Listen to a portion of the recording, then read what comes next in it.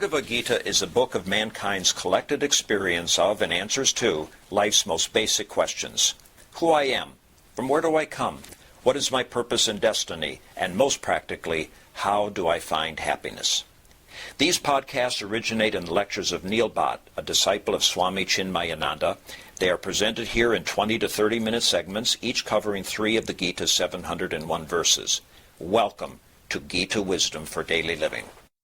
We will be discussing Chapter 2, Sankhya Yoga, Yoga of Knowledge. So Yoga of Knowledge means uniting with the knowledge. So the knowledge can be generally classified into 2 categories. One is secular knowledge and sacred.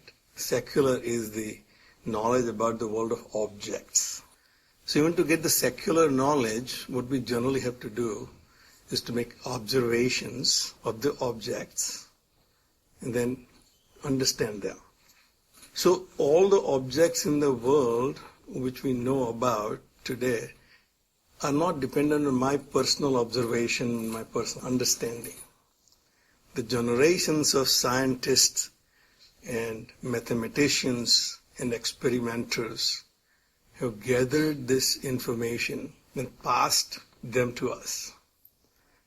So our knowledge is based on the efforts of generations of great thinkers. Sacred knowledge is something similar. So the knowledge about the self is also, it is not my personal experience right now, but I have to depend on the generations of sages who very carefully contemplated on the nature of the self.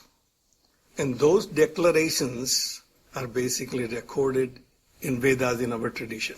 The knowledge they gained in their contemplation, in their observation, in their meditations are recorded as declarations in Vedas. The Veda means to vid is to know, and the book of knowledge is Vedas. So there are 4 Vedas, Ruk, Sam, Yajur, and Atharva.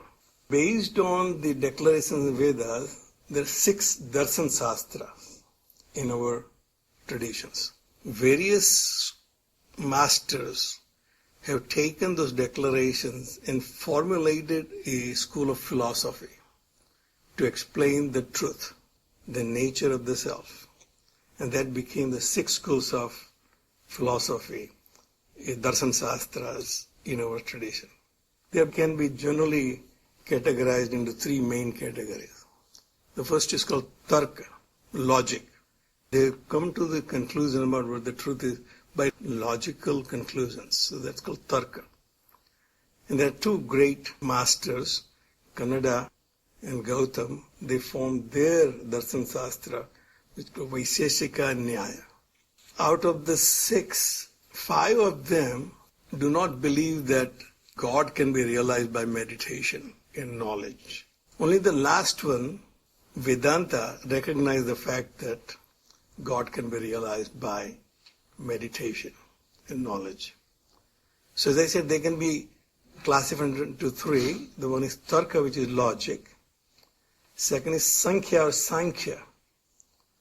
That is the logical enumeration of the facts.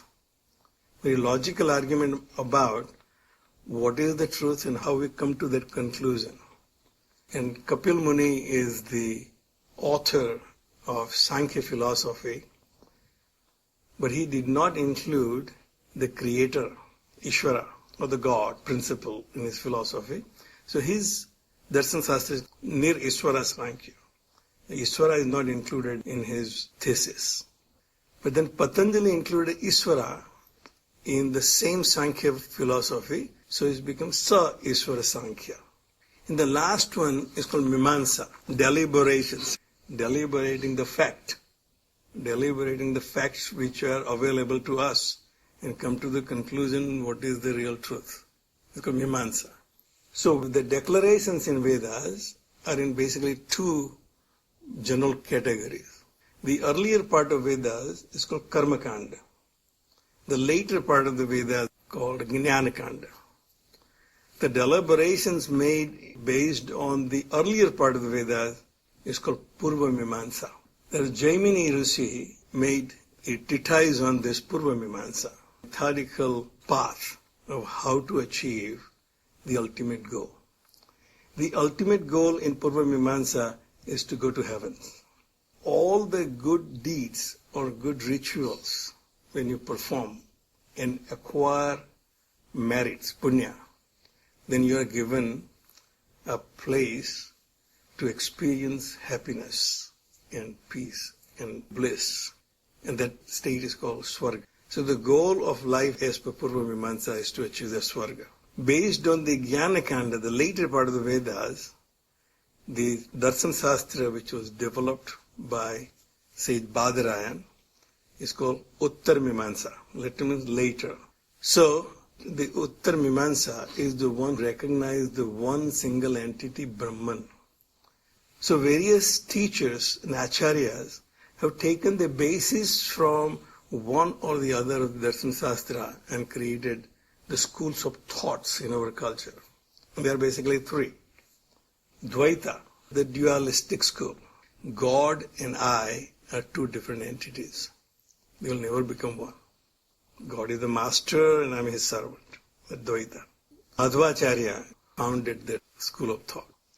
Ramanujacharya established Visisht Advaita, which says God is the whole and I'm part of him.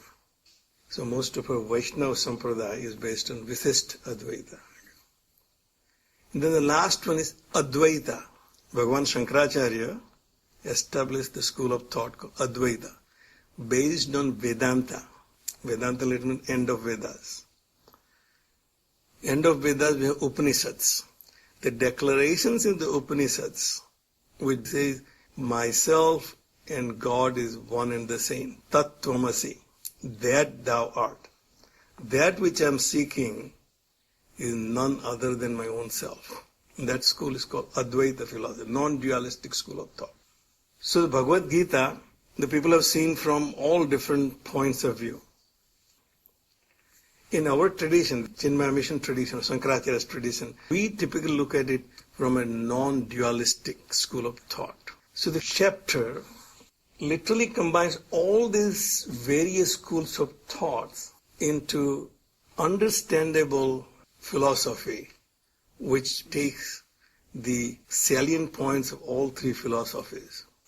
But in nature, it is still Advaitic, and therefore we have seen in Gita Matve, Advaita Amruta Varshinim, which teaches us that myself and God's self is one and the same. So therefore, this chapter is titled Sankhya Yoga, Yoga of Knowledge. Predominantly based on the Sankhya philosophy of its logical conclusions. So it is more scientific and modern in its approach towards the truth. Ask questions. All our Upanishads are in the form of dialogues between student and a teacher. Student asks question, the teacher answers the question or give him guidance. So it is never to be taken without any understanding. If you don't understand, ask questions. Bhagavad Gita is basically in the same format. Bhagavan gives advice. Arjuna, if he does not understand, he stops him and says, well, let me tell you what I don't understand. Clarify for me. So that's the tradition where you do not take anything for granted without understanding it. So the chapter 2, Sankhya Yoga, is now giving us a thumbnail picture of what the core declarations in Vedas. In modern day presentation, effective presentation is generally in three parts. Tell them what you're going to tell them, then tell them, and then tell them what you told them. So you go to any professional meeting, you have an agenda. So you basically tell them what we're going to discuss today is an agenda. After that, we have a discussion on those items on the agenda. At the end of the meeting, you say, well, let's conclude. What are the action items, what we agreed on? So that conclusion. So that tradition is started by Bhagavan Vedvyasa, not our marketing guru. Okay. So chapter 2 will tell us what we will be discussing throughout Bhagavad Gita. Then we'll be discussing Bhagavad Gita. And chapter 18 will tell us what we discussed all throughout Bhagavad Gita. Conclusion. Action items. What we have to do now. After that I have learned Bhagavad Gita. So the Sankhya Yoga is yoga of knowledge. Assuming that I don't have the knowledge right now. Therefore I'm going to learn. So chapter 1 gave us the scenario of our life situations. We typically live our life by complaining about injustices, discriminations, unfairness. And therefore what we do is we try to prepare ourselves for overcoming those obstacles. That's what we call education, training, internships. These are basically our preparations.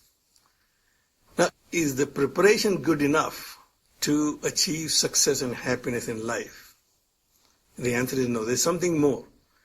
All the graduates who come out from the university, they don't achieve exactly the same results. They're all prepared. They don't achieve the same results. Why? Because there is something else that they differ from each other. That inner strength and inner qualities and inner understandings of how to deal with the situation. When you encounter a situation, will you be able to take the right decision? What to do and what not to do is basically the training in the spiritual quest. If we have the clear understanding about what my position is in this situation and what my role is in this situation, then I'll be able to take the decision correctly. If I represent a company, when I go to a meeting with my client, if I have clear understanding what my role is as a company employee, then what my goal is here, then I will take a right decision. But if I misunderstand my role and introduce my personal objectives and personality into that discussion, then I as a company representative will fail. I actually never get chances to be on a selection side of an interview. Typically I'm more a candidate for pitching our services to other people. Once in a while I get an opportunity to be on a selection side to interview contractors. And I just had one interview like that, and after the 3 or 4 candidates we interviewed, we're obviously sitting down and making selection. So there were 4 or 5 people in that room, and you can tell that some people are completely unbiased and they really have no axe to grind. But then there are some people who say, well, yeah, but I know that guy and I like him. So I'm now injecting my personal bias into the decision-making process. If you take that personal bias out of it, your decision will be relatively correct. But once you start seeing it through your personal bias, your decision will be diluted. May or may not be correct. So what we have seen in chapter 1 is, when your personal attachments and biases are overwhelming you in facing the situation, the chances of your failure is much greater. So we have seen that Arjuna, when he was part of the Pandavas' army as a general, he was very enthusiastic and very, very confident about his ability to fight. But as soon as he starts seeing other people as his relatives, he basically introduced his own attachment to them. And that's where he got confused and broken down. So that was the scenario of the first chapter. Basically gave us a mirror to our own situation. Why we fail in some situation and will succeed in other situations. The situations where I was overwhelmed by my own attachment and biases, it did not let me take the right decision. Situation where I have kept myself out of personal biases and saw the situation through a correct lens. If I was a part of a community, part of a country as a citizen, or a part of a company as a company representative, I take the right decision.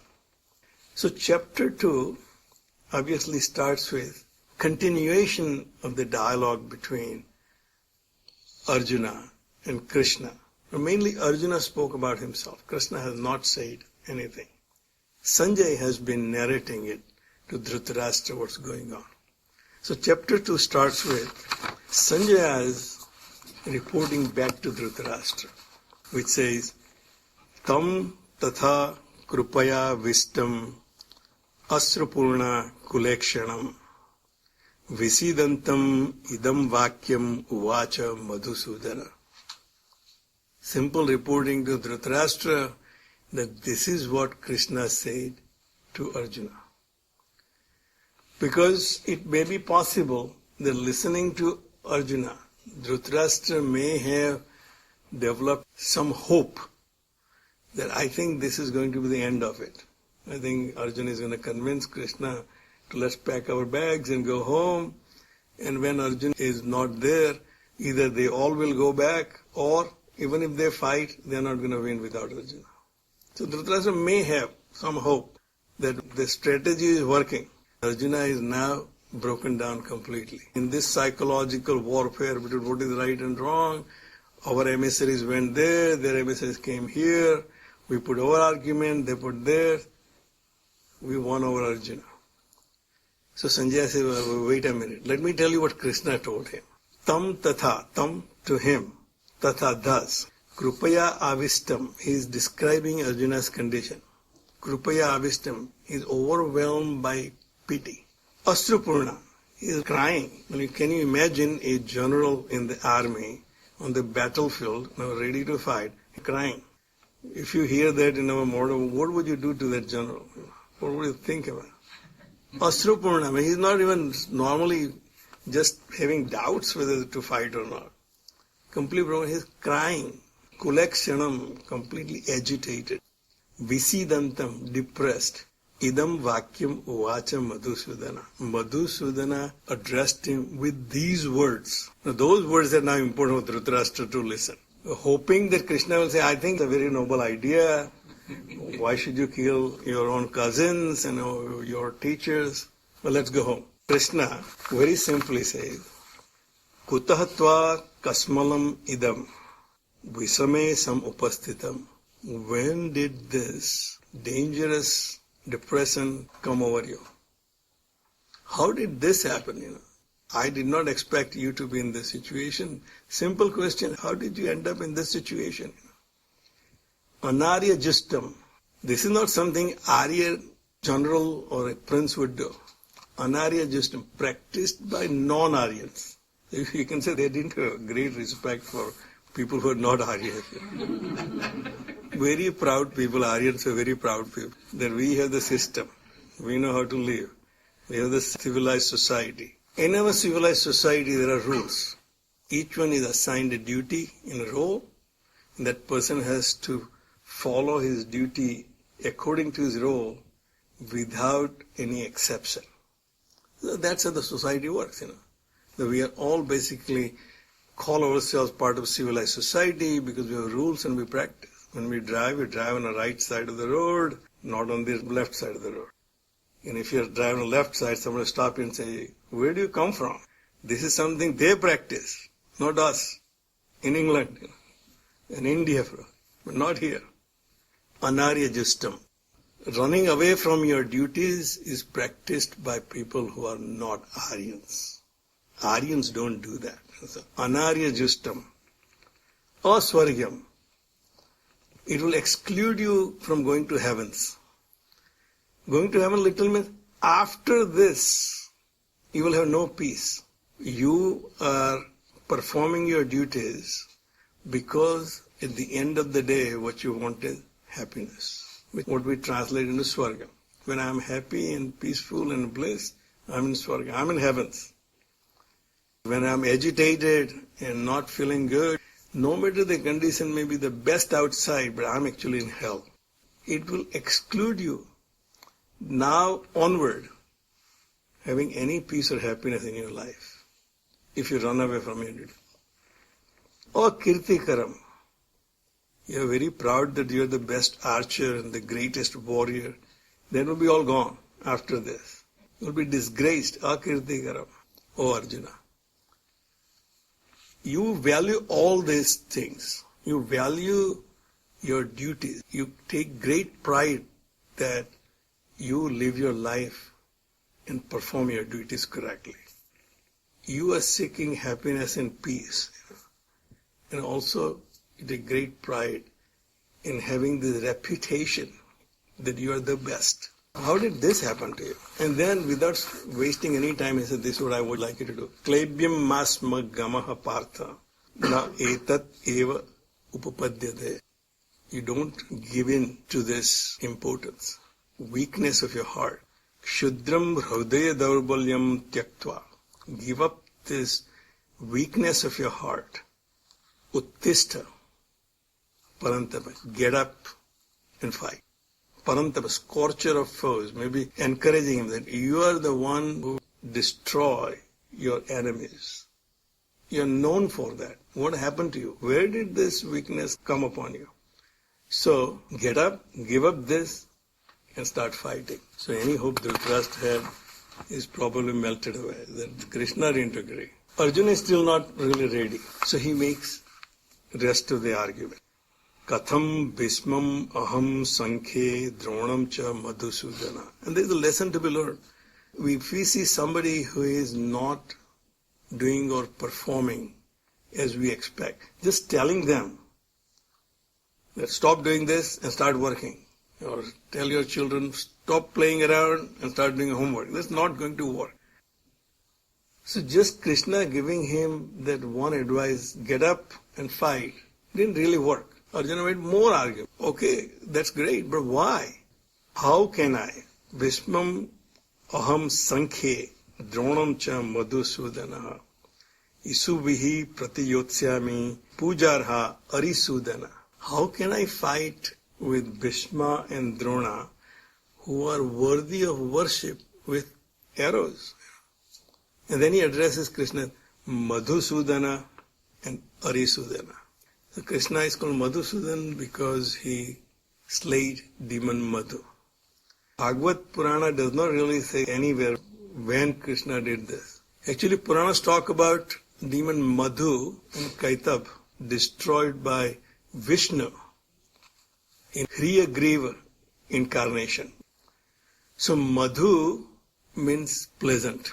That which feels pleasant but not good for me is the Madhu demon. Things which is pleasurable but clearly not good for me. Eating sweets if I have diabetes. That's the demon Madhu. And Krishna is Madhusudana. With the right understanding, you can kill that.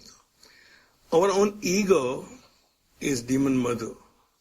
It's very comfortable and pleasant to be in your vanity, in your arrogance. That feels much better. I'm the best, I do my job right. All that, your ego and vanity is demon Madhu. Krishna is the slayer of that demon Madhu.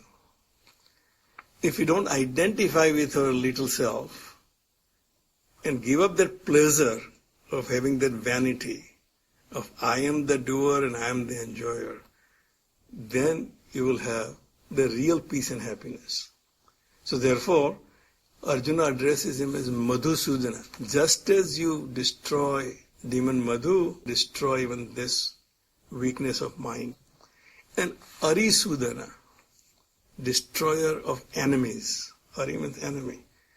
So Krishna is here Madhusudana and Arisudana. Implication is that which feels pleasant but it's not good for me, oh Lord, take it away from me. You take care of it. And also Arisudana, my enemies. My own weaknesses are my enemies. Further in Gita will say yourself can be the best friend, yourself can be your worst enemy. So these weaknesses of mine, oh Lord, you take care of. And then he puts his argument for that, how can I do this? Gurun hatva hi mahanubhavan sreyo bhoktum bheksham api ihaloke. I would rather live a life of a beggar in this world than killing my great teachers. Hatva arthakamanstu guruni hi aiva bunjiya bhogan rudira pradigdha.